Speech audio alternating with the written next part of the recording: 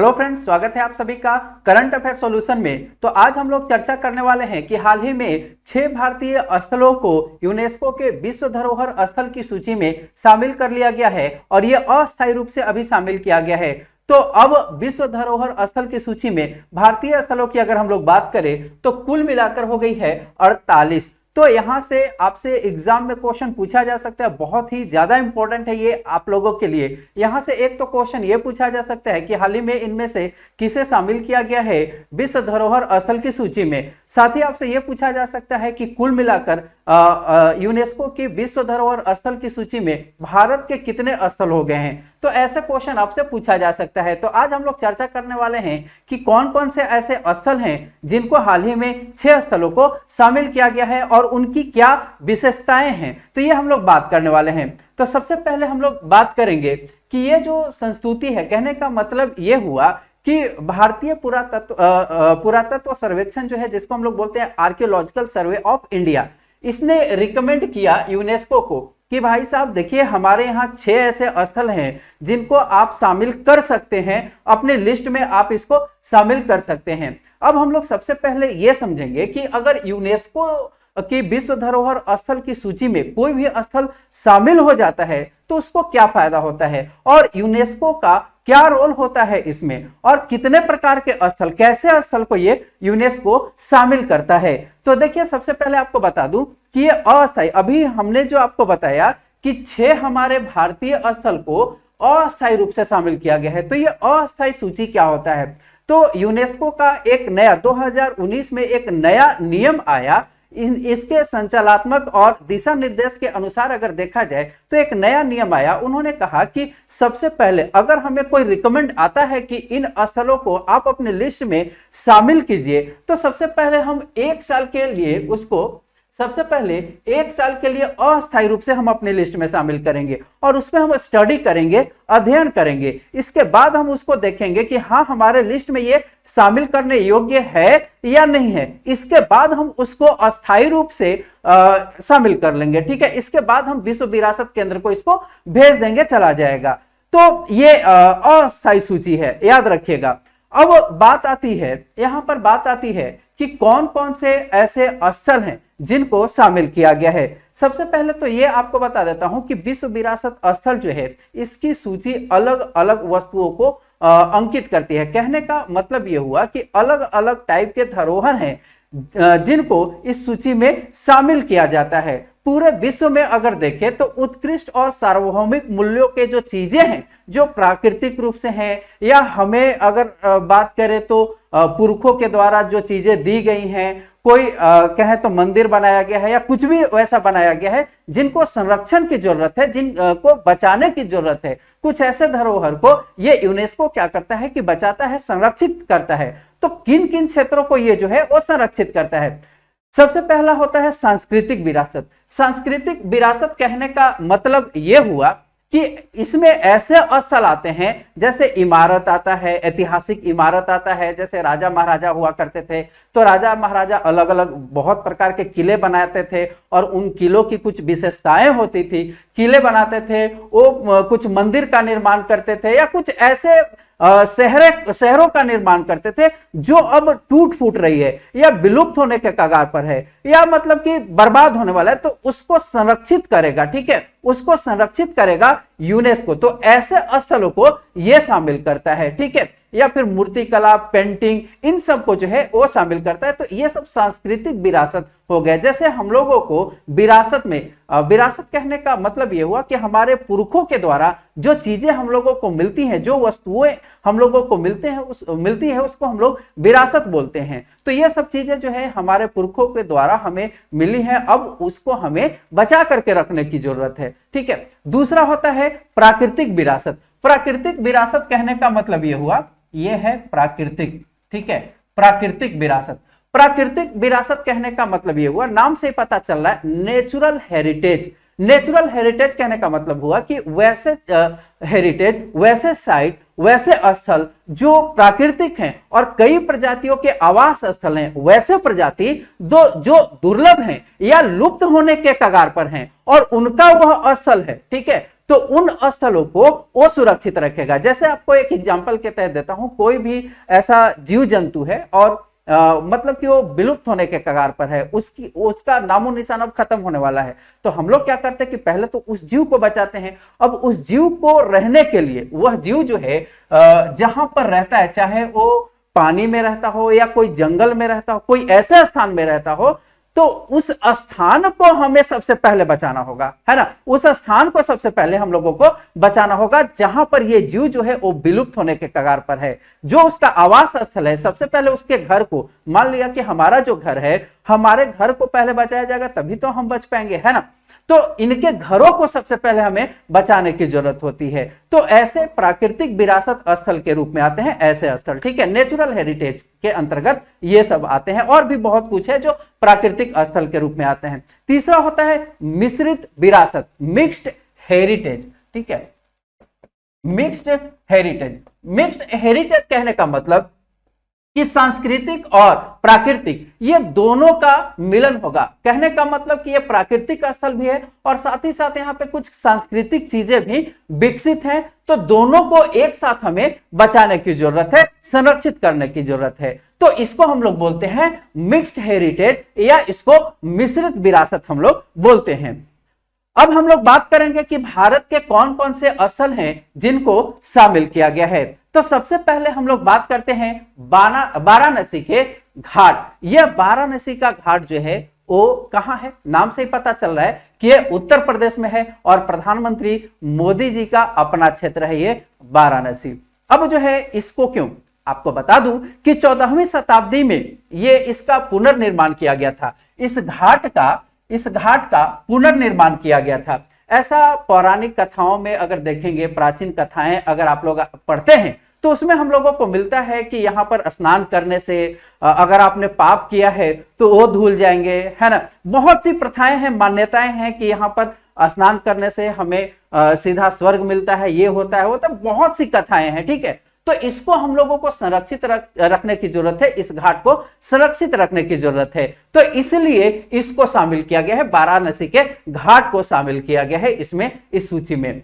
साथ ही साथ आपको बता दूं कि हाँ, एक चीज और, ये जो है वो मराठा शासकों द्वारा, ठीक है, जो मराठा शासक थे उनके द्वारा इसका पुनर्निर्माण करवाया गया था, इसका एक तरह से कहे तो रिपेयरिंग करवाया गया था, ठीक है। दूसरा अगर हम लोग बात करें तो दूसरा है Satpura tiger reserve. Satpura tiger reserve यह है मध्य प्रदेश में। यहां से जीके से भी क्वेश्चन आपसे बन सकते हैं, पूछा जा सकता है कि सतपुड़ा टाइगर रिजर्व कहां है, तो यह मध्य प्रदेश में है। क्योंकि यह न्यूज में रहा है इसलिए इस टाइप से भी आपसे क्वेश्चन बन सकते हैं कि सतपुड़ा टाइगर रिजर्व ये कहां पर है। सतपुड़ा टाइगर रिजर्व की अगर हम लोग बात करें तो यह जो क्षेत्र है, ये जो टाइगर रिजर्व है, नाम से ही पता चल रहा है कि ये बाघों के लिए है, बाघों के लिए संरक्षित क्षेत्र है ये। यहां पर कई बाघ, अगर हम लोग बात करें तो सबसे ज्यादा मात्रा में बाघों का और सबसे बड़ा जो संरक्षित स्थल है वो यही है सतपुड़ा टाइगर रिजर्व। साथ ही साथ अगर बात करें तो सरीसृपों का भी ये बहुत ही बड़ा क्षेत्र है, मतलब कि जो रेप्टाइल्स हैं वो भी यहाँ पे बड़े पैमाने पर हैं। साथ ही नीलगिरी क्षेत्र के भी 42 प्रजातियां यहां लगभग पाई जाती हैं। नीलगिरी क्षेत्र के भी 42 प्रजातियां यहां पे पाई जाती हैं। हिमालय क्षेत्र की अगर बात करें तो 26 प्रजातियां यहां पर पाई जाती हैं। तो इस सतपुड़ा टाइगर रिजर्व को भी हमें संरक्षित करने की, बचाने की जरूरत है, क्योंकि यहाँ पे बहुत सारे जीव जंतु, साथ ही हम लोग बाघों को बचाने के लिए बहुत सारे कार्यक्रम, चाहे भारत सरकार हो या अगर विश्व स्तर पर देखें तो कार्यक्रम चलाए जा रहे हैं, राज्य सरकार के द्वारा भी कार्यक्रम चलाए जा रहे हैं। तो इन सब के लिए जो है हमें इसको बचा करके रखने की जरूरत है। अगला अगर हम लोग बात करें तो अगला है हायर बेनकल का महापाषाण स्थल। यह है कर्नाटक में। यहां से भी आपसे क्वेश्चन पूछा जा सकता है कि हायर बेनकल का पाषाण स्थल कहां पर है, तो यह है कर्नाटक में। आखिर इसको क्यों जो है और इस सूची में शामिल किया गया है, आपको बता दूं कि ऐसा कहा जाता है कि यह 2800 वर्ष पुराना है, ठीक है। यह जो स्थल है यह 2800 वर्ष पुराना है और सबसे बड़ी प्रागैतिहासिक पाषाण काल की बस्तियां हैं। पाषाण काल हमने पढ़ा है, इतिहास में पाषाण काल को हमने पढ़ा है। पाषाण काल के बारे में हमने ये पढ़ा है कि जब मानव का विकास हुआ था तो मानव सबसे ज्यादा जो है पत्थरों का इस्तेमाल करता था, चाहे वो औजार के रूप में हो या किसी भी रूप में। पत्थरों का इस्तेमाल करता था, ठीक है। साथ ही साथ पत्थरों का इस्तेमाल इसने घर बनाने में भी किया। तो इस काल को भी हमने कह दिया पाषाण काल। पाषाण का मतलब ही होता है पत्थर। तो यहां से ग्रेनाइट के ताबूत वाले बहुत सारे स्मारक मिले हैं, ठीक है। ग्रेनाइट के ताबूत वाले बहुत सारे स्मारक मिले हैं और इन स्मारकों को बचाने की जरूरत है, संरक्षित करने की जरूरत है, इसलिए इसको विश्व धरोहर स्थल की सूची में शामिल किया गया है। याद रखिएगा ये नवपाषाण का है, ठीक है, ये नवपाषाण काल का स्थल है, ठीक है, नवपाषाण काल का स्थल है ये, ठीक है। तो ये चीज आपको याद रखनी है। अब हम लोग चलते हैं आगे। अगला अगर हम लोग बात करें तो सबसे पहले बात करते हैं मराठा सैन्य वास्तुकला की। मराठा साम्राज्य ये महाराष्ट्र क्षेत्र में विकसित था। हमें पता है कि जब मुगलों का आधिपत्य था पूरे भारत में, उसी समय सबसे ज्यादा जो विकसित अवस्था में थी वो थी मराठा साम्राज्य। और ऐसा कहा जाता है कि मराठा साम्राज्य जो था, मराठों की ऐसी मंशा थी कि मुगलों का जगह हम ले ले और पूरे भारत पर हम आधिपत्य करें, अपना राज्य स्थापित करें। मराठों के बारे में भी बहुत सारी कहानियां हैं। तो महाराष्ट्र में 17वीं शताब्दी में मराठा के एक राजा थे छत्रपति शिवाजी महाराज, ठीक है, छत्रपति शिवाजी, ठीक है, छत्रपति शिवाजी महाराज। शिवाजी महाराज की अगर बात करें तो इन्होंने लगभग महाराष्ट्र में 12 किलो का निर्माण करवाया था, ठीक है। याद रखिएगा कि यह जो मराठा सैन्य वास्तुकला है, कहने का मतलब यह हुआ कि ये ऐसे स्थलों का निर्माण किए थे, ऐसे स्मारकों का निर्माण किए थे, असल नहीं, ऐसे स्मारकों का निर्माण किए थे जो सेना के लिए था, ठीक है। सैन्य वास्तुकला कहने का तात्पर्य हुआ कि इन्होंने लगभग जो है वो 12 ऐसे किले बनाए थे, जैसे शिवनेरी हो गया, रायगढ़ हो गया, तोरना हो गया, राजगढ़ हो गया, और भी बहुत सारा, सिंधुदुर्ग हो गया, विजयदुर्ग हो गया, कोलाबा हो गया, इन सब का इन्होंने निर्माण करवाया था। और इनकी दीवारों पर अलग अलग प्रकार की आकृतियां उकेरित की गई थी। यहां पर अलग अलग प्रकार की वास्तुकला, कहने का मतलब कि अलग अलग कलाकारी की गई है। और इसको, इन किलों को बचाने के लिए यूनेस्को की विश्व विरासत सूची में इसको शामिल किया गया है। यहां पर अगर हम लोग बात करें तो अलग अलग पहाड़ियों के चट्टानों से पत्थरों का इस्तेमाल किया गया है। अलग अलग प्रकार के चट्टानों पर जो है वो चित्र जो है वो उकेरे गए हैं। और बहुत कुछ मध्ययुगीन का बहुत सारा मंदिर, महल, बाजार, इन सब को जो है वो यहाँ पर दिखाया गया है। तो इसलिए ये क्षेत्र जो है, ये जो किला है, ये जो क्या दुर्ग है, ये काफी ज्यादा महत्वपूर्ण हो जाता है, मराठा साम्राज्य का एक प्रतीक है। तो इसको हमें बचा करके रखने की जरूरत है, तो इसलिए इसको इस लिस्ट में शामिल किया गया है, ठीक है। अब हम लोग चलते हैं आगे। अब हम लोग बात करेंगे नर्मदा में जो भेड़ा घाट, तमेल घाट, जबलपुर, नर्मदा घाटी में। अब हम लोग चलते हैं नर्मदा घाटी। सबसे पहले तो ये याद रखना है कि नर्मदा घाटी है कहां पर, तो ये है मध्य प्रदेश में, ठीक है, ये मध्य प्रदेश में है। देखिए, भेड़ा घाट को हम लोग भारत का ग्रैंड कैनियन भी कहते हैं। जबलपुर जिले में है ये, याद रखिएगा कि ये जो है वो मध्य प्रदेश के जबलपुर जिले में स्थित है। नर्मदा नदी को अगर आप लोग देखेंगे, तस्वीरों में भी आप देख सकते हैं, ये है नर्मदा नदी। और नर्मदा नदी के दोनों किनारों, मतलब कि दोनों साइड अगर आप लोग देखते हैं तो दोनों साइड ऊंची ऊंची चट्टानें हैं। और ये चट्टानें जो हैं वो संगमरमर की चट्टानें हैं। और यही इसकी सबसे बड़ी विशेषता है, सबसे बड़ी खासियत भेड़ा घाट की यही है कि नदियां ऐसे बहती हैं और दोनों ओर चट्टानें हैं, और ये संगमरमर की चट्टानें हैं। नर्मदा नदी की सबसे बड़ी खास बातें ये भी है, एक चीज और भी है यहाँ पर, कि यहाँ पर बहुत सारे अवशेष हम लोगों को मिले हैं डायनासोर के, ठीक है, इसी क्षेत्र से डायनासोर के, ठीक है, डायनासोर के बहुत सारे अवशेष भी मिले हैं। साथ ही साथ नर्मदा नदी संगमरमर की चट्टानों से जब ये गुजरती है तो संकरी, मतलब कि पतली ऐसे होते हुए अंत में ये झरना का रूप ले लेती है। और यहां से भी आपसे प्रश्न पूछा जा सकता है कि ये कौन सा झरना है, तो ये है धुआंधार जलप्रपात। याद रखिएगा कि धुआंधार, ठीक है, धुआंधार जलप्रपात। तो धुआंधार जलप्रपात किस नदी पर है, कहां पर है, यह चीज भी आपको याद रखनी है। तो इसलिए इसको जो है वो संरक्षित किया जा रहा है। आगे अगर हम लोग बात करें तो आगे है कांचीपुरम का मंदिर, यह है तमिलनाडु में। अगर हम लोग बात करें तो ये आध्यात्मिक रूप से शांति और रेशम के लिए ये काफी ज्यादा महत्वपूर्ण है। और ये कहां पर है, सबसे पहले तो याद रखना है, ये है तमिलनाडु में है। और ये किस नदी के तट पर है, तो बेगावती नदी के तट पर है। याद रखिएगा कि यह बेगावती नदी, ठीक है, बेगावती नदी के तट पर है, बेगावती नदी के तट पर है ये। ऐतिहासिक यह जो शहर है, यहां पर ऐसा कहा जाता है कि 1000 मंदिर थे, लगभग यहां पर 1000 मंदिर थे।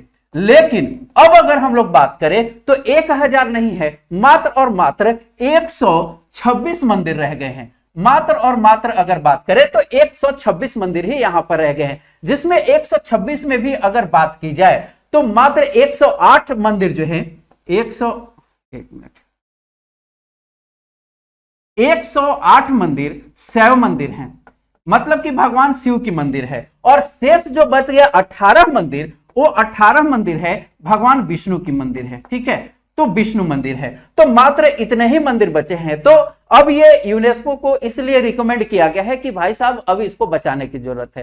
पहले 1000 मंदिर थे, अब इतने मंदिर बचे हैं। तो इसकी वास्तुकला ये सब जो है वो बहुत ही महत्वपूर्ण है। एक चीज और आपको याद रखना है कि ये सब जो मंदिर बनाए गए हैं ना, वो द्रविड़ शैली में बनाए गए हैं, ठीक है। ये जो मंदिर बनाए गए हैं, ये सब मंदिर जो बनाए गए हैं वो द्रविड़ शैली में बनाए गए हैं, ठीक है, द्रविड़ शैली में बनाए गए हैं।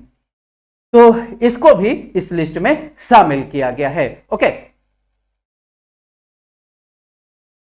तो ये था 6 स्थल। उम्मीद करता हूं कि आप लोगों को समझ में जरूर आया होगा, और वीडियो अच्छा लगा होगा तो वीडियो को जरूर लाइक कीजिएगा और अपने सभी दोस्तों के साथ इसे थोड़ा सा शेयर भी जरूर कर दीजिएगा। हम लोग मिलते हैं फिर अगले नए वीडियो में, और थोड़ा सा सपोर्ट करने की जरूरत है क्योंकि ये नया चैनल बनाया गया है सिर्फ करंट अफेयर के लिए, क्योंकि करंट अफेयर बहुत ही इंपॉर्टेंट है आपके किसी भी एग्जाम के लिए। किसी भी एग्जाम, चाहे छोटे एग्जाम या बड़े एग्जाम की तैयारी कर रहे हैं, तो आज के डेट में सबसे ज्यादा जो महत्वपूर्ण है वो करंट अफेयर हो गया है। तो इसी को ध्यान में रख करके ये चैनल हमारा बनाया गया है। तो थोड़ा सा आपकी सपोर्ट की जरूरत है, थोड़ा इसको अपने सभी दोस्तों के साथ, जितना ग्रुप है उसमें शेयर जरूर कर दीजिएगा इसको। मिलते हैं अगले क्लास में। Thank you so much.